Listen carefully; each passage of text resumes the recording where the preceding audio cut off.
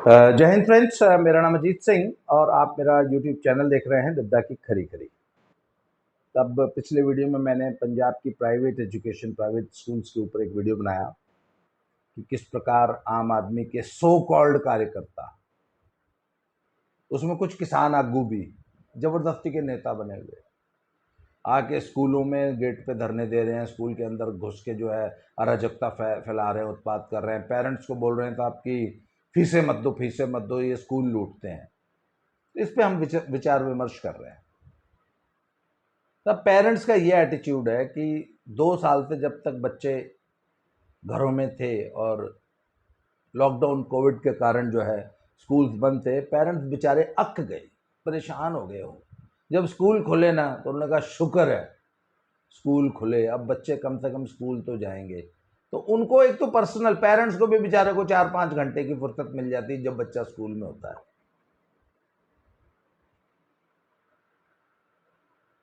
Parents ने school को एक स्टेटस सिंबल बना लिया है सोसाइटी में, एक ये बहुत बड़ा फैक्ट है। मैं आपको एक छोटा सा किस्सा बताता हूँ। आज से करीब 15-16 साल पुरानी बात है। हम लोग जालंधर में नए नए आए थे और उन दिनों मैं डिफरेंट स्कूल, कॉलेजेस, यूनिवर्सिटीज़ में as a guest faculty lectures देने जाता था और पर्सनैलिटी डेवलपमेंट पे और सेल्फ डेवलपमेंट पे और मोटिवेशनल लेक्चर्स दिया करता था अलग अलग टॉपिक्स पे। तो वहाँ पे एक और महिला आती थी, वो भी ऐसे ही अलग अलग डिफरेंट क्लासेस कंडक्ट किया करती थी, वो भी गेस्ट फैकल्टी थी, तो मेरा उनसे परिचय हो गया। तो वो जालंधर में एक फिनिशिंग स्कूल चलाती थी। फिनिशिंग स्कूल मतलब बच्चों को एटिकेट सिखाना और नफासत से, मतलब फाइन डाइनिंग कैसे करते हैं, छुरी कांटे से कैसे खाना है, कौन सा है ना, मतलब ऐसे बेसिक एटिकेट्स जो होते हैं ना, वो अमीरों के बच्चों को के चोचले उस टाइप के, डाइनिंग टेबल पे कैसे बैठना है, 16 कोर्स मील में कौन कौन से कांटा, छुरी, चम्मच, गिलास, पहले कोर्स में क्या आता है, इसमें स्टार्टर आता है, उसमें सूप आता है, उसको ऐसे खाना है, उसको मतलब ऐसे दुनिया भर के जो है वो। तो एक फिनिशिंग स्कूल चलाती थी, उन्होंने एक कोठी किराए पे ले रखी थी जलंधर की एक बहुत पॉश कॉलोनी में, उस पर वो फिनिशिंग स्कूल चलाती थी और वो ऐसे ही ढीला ढाला सा ही चलता था। तो मेरा जब उनसे परिचय हुआ, मैं एक बार उनके उस स्कूल में गया, तो मैंने उनसे बोला कि मैं उनका नाम जानबूझ के नहीं ले रहा हूँ, तो मैंने उनसे बोला कि आप गलत जगह अपनी ऊर्जा लगा रही हैं। तो उन्होंने पूछा कैसे? मैंने कहा आप फिनिशिंग स्कूल की जगह आप प्ले ग्रुप, कोई बच्चों का छोटा मोटा किंडरगार्टन टाइप चलाइए और इतनी ही बड़ी कोठी में आपका वो चल जाएगा और वो इससे बेटर काम होगा। तो हम लोग इस विषय पे चर्चा कर रहे थे, तो मैंने ऐसी बातों बातों में उनसे कहा कि पर एक बात का ध्यान रखिएगा, अगर आप प्ले ग्रुप चलाइएगा तो जालंधर का सबसे महंगा होना चाहिए। तो उन्होंने पूछा क्या मतलब, कैसे? मैंने कहा एक बात बताइए, आप इस वक्त जालंधर का सबसे महंगा स्कूल कौन सा है? आज से ये करीब 15 साल पुरानी बात है। तो उन दिनों शायद जालंधर के जो बड़े स्कूल्स थे उनकी मंथली फीस जो थी वो 2-3-4 हज़ार, 2 से लेकर 4 हज़ार के बीच में थी। तो मैंने पूछा वो फलाने स्कूल की कितनी है? उन्होंने बोला फलाने की शायद इतनी है, फलाने की कितनी है, बोला उसकी इतनी है। तो जो सबसे महंगा था, आई थिंक, मैं वेगली, आई कांट, मुझे एग्जैक्ट फिगर्स नहीं मालूम है, पर जो शायद 4-1 हज़ार रुपये का जो सबसे महंगा स्कूल था जालंधर का, सबसे बड़ा ब्रांड जो था, उसकी फीस 4 हज़ार थी। तो मैंने उनसे बोला कि अगर आपको अपना प्ले ग्रुप कामयाब करना है ना तो इसको महंगा रखना है यार। तो बोलिए कितना महंगा?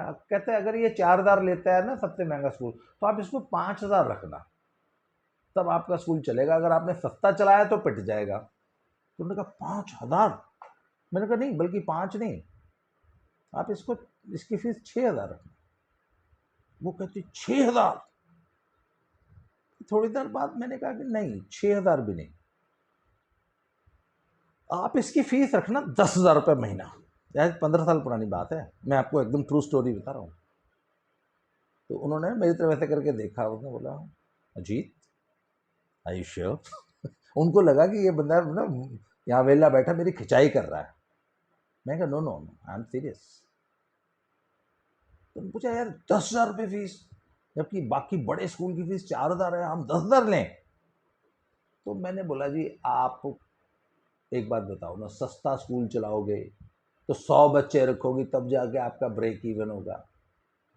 तो आपको अपने प्ले ग्रुप में 100 बच्चे भरने की जरूरत क्या है? आप सिर्फ 20 ही रखो ना। उनको अच्छी क्वालिटी दो, अच्छी सर्विस दो, अच्छी एजुकेशन दो, अच्छा सेटअप बनाओ, भीड़ भाड़ ना हो। एक कोठियों में चलते हैं ऐसे स्कूल, तो एक कोठी में एक कमरे में सिर्फ 5 ही 6 8 बच्चे पढ़ रहे हो, उन 6 8 बच्चों के ऊपर एक अच्छी टीचर रखो। फिर मैंने कहा इतने बड़ा जालंधर शहर है, इसमें आपको 100 हमें चाहिए ही नहीं,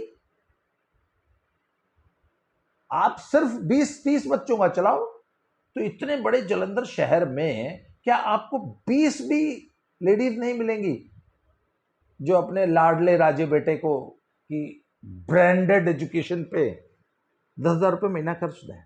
इतना अमीरों का शहर है ये जालंधर। तो उनको बात समझ में आई कि हाँ यार, हमें चाहिए ही 20 बच्चे, 30 बच्चे। और मैंने कहा यहाँ तो करोड़पति अरबपतियों का ये शहर है, और आपका जो स्कूल होगा वो स्टेटस सिंबल होगा जालंधर के लिए कि मेरा बच्चा हाउस प्ले ग्रुप में पढ़ता है, मतलब गर्व से लोग बताया करेंगे, ईर्ष्या का विषय हो जाएगा। हर करोड़पति घर की बहू के लिए ये स्टेटस सिंबल हो जाए कि अच्छा आपका बच्चा वहां नहीं पढ़ता, ओहो आप तो बड़े गरीब लोग हो। मैंने कहा ये स्टेटस बनाना है। खैर तब ये बातें ही थी, बातें होती रही। उसके बाद मेरा उनसे संपर्क टूट गया, शायद मेरा फोन नंबर चेंज हो गया। तो इस बात को जब 10 साल बीत गए तो एक बार मुझे बताया कि यार वो आपकी जो मित्र थी ना, वो महिला, वो जालंधर में एक बहुत ज़बरदस्त प्ले ग्रुप चला रही हैं, ऐसे प्ले स्कूल। अच्छा, मैंने कहा कौन था? उन्होंने बोला नाम ये है। मैंने अच्छा, वो कहते बहुत महंगा है वो, और उसकी अब तो फ्रेंचाइजी वो बांट रही हैं। अच्छा, तो मैंने उसका नंबर मिल गया, मैंने उनको कॉल किया, hello hi I am Ajit. वो she shouted, oh Ajit where are you, मैं तुमको पिछले कितने सालों से ढूंढ रही हूँ। मैंने पूछा क्या हुआ?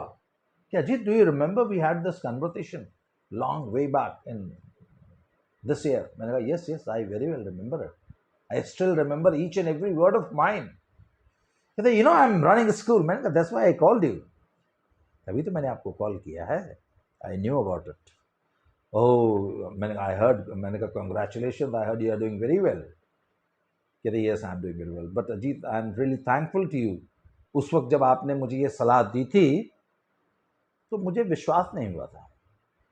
फिर बाद में परिस्थितियां बदली और फिर मैंने जब फाइनली ये प्ले ग्रुप शुरू किया तो मुझे वो those words were ringing in my year.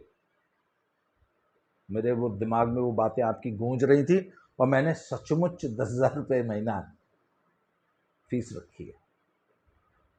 और अब मेरे 3 या 4 ब्रांचेस हैं शहर में, और वो शहर का सबसे मतलब बड़ा ब्रांड है छोटे बच्चों के स्कूल्स का।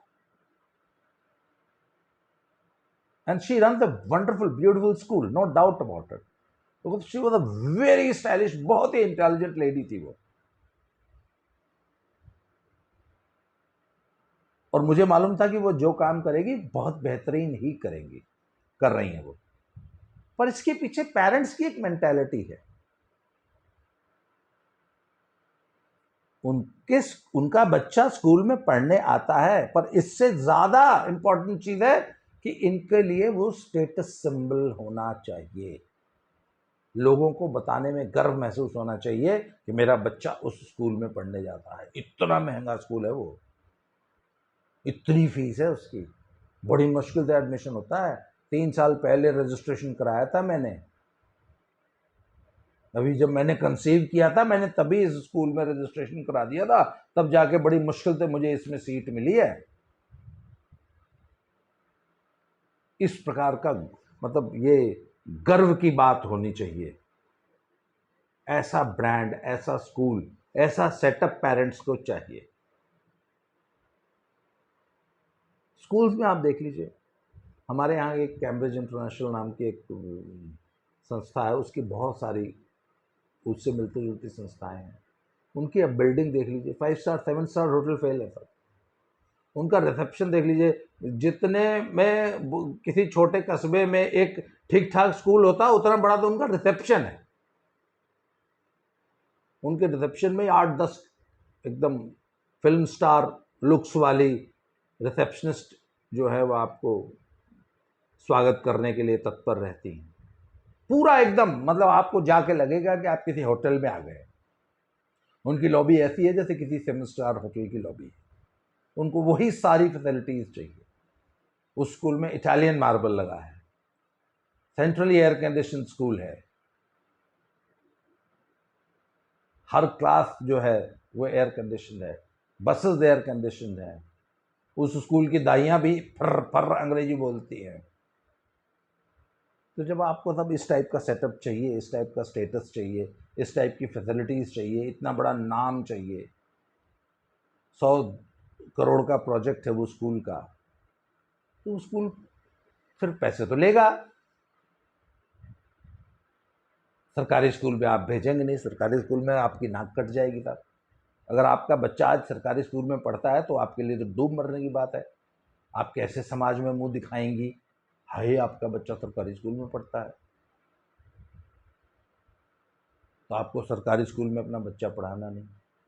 सरकारी स्कूल के मास्टर ने खुद अपना बच्चा सरकारी, हाय तो बच्चा सरकारी स्कूल च पढ़ता, हाय इन्ने माड़े हालात हो गए, साडा तो मेयर वर्ल्ड च पढ़दा आ, साडा तो कैम्ब्रिज च पढ़दा। तो सर जब ये सोच है, ऊपर से गवर्नमेंट के नॉर्म्स, अब सीबीएसई स्कूल चलाने के और या सरकारी नॉर्म्स अगर आप पढ़ लेंगे ना तो आपका माथा ठनक जाएगा कि यार ये हम स्कूल चला रहे हैं या कोई इंडस्ट्री चला रहे हैं। एक आपको मालूम है एक सीबीएसई स्कूल चलाने के लिए 127 किस्म की फाइल्स प्रिंसिपल को मेंटेन करनी पड़ती हैं। 127 types of files, different different departments की। फायर सेफ्टी अलग है, बिल्डिंग सेफ्टी अलग है, ट्रांसपोर्ट सिर्फ स्कूल बस चलाने की गाइडलाइंस आप पढ़ लेंगे तो आपको लगेगा कि यार हम स्कूल चला रहे हैं या ट्रांसपोर्ट कंपनी चला रहे हैं। एक दिन जो है डीएसपी साहब ने बोला कि please ensure that no child comes to the school on scooty या बुलेट मोटरसाइकिल या बाइक। ਤੁਸੀਂ इदा दे बच्चों ਨੂੰ ना स्कूल च पढ़न दो।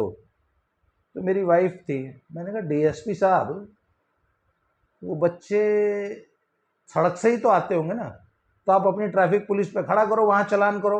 आप अपना काम हमसे क्यों कराना चाहते हो?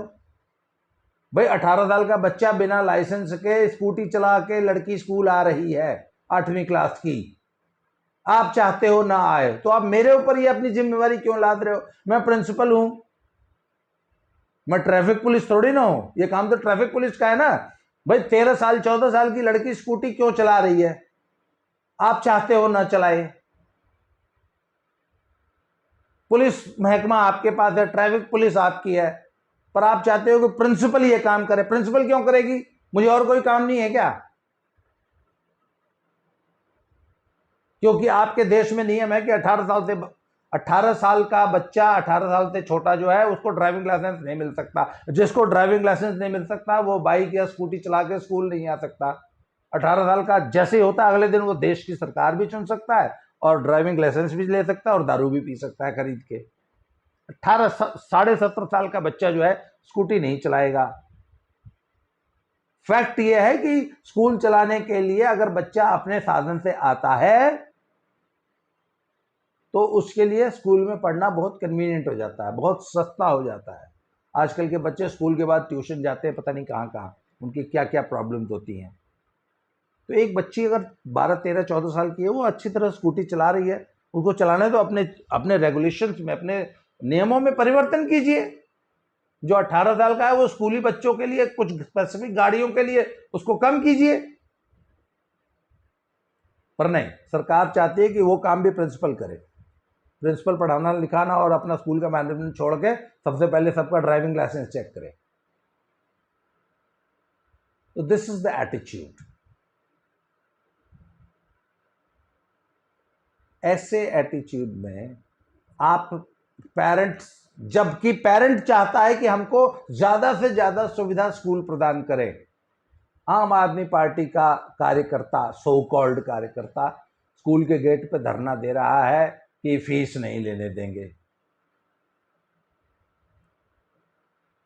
आज उस डीसी साहब के यहाँ जो मीटिंग हुई उसमें एक बात आई, उन्होंने कहा साहब पहले तो ये पता लगाओ कि जितने लोग धरने दे रहे हैं, हमारे स्कूलों में आके हमारे ऑफिस में घुस के उत्पात कर रहे हैं, चिल्ला रहे हैं, पेरेंट्स को भड़का रहे हैं,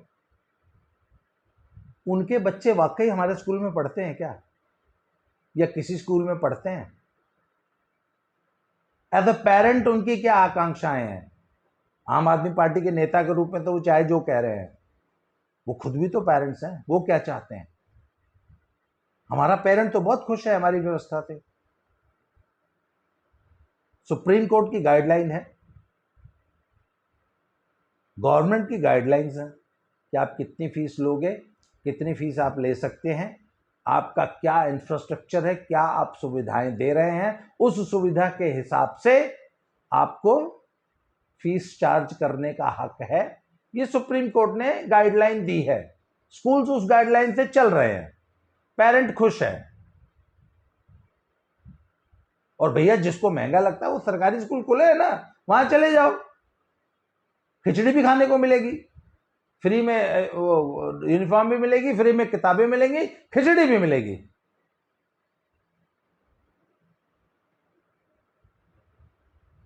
पर आपको ये सोचना होगा कि ये प्राइवेट स्कूल्स पेरेंट्स की आकांक्षाओं, पेरेंट्स की जो वो अदम्य जो है ना इच्छाएं, उनके लिए स्टेटस सिंबल का काम कर रहे हैं।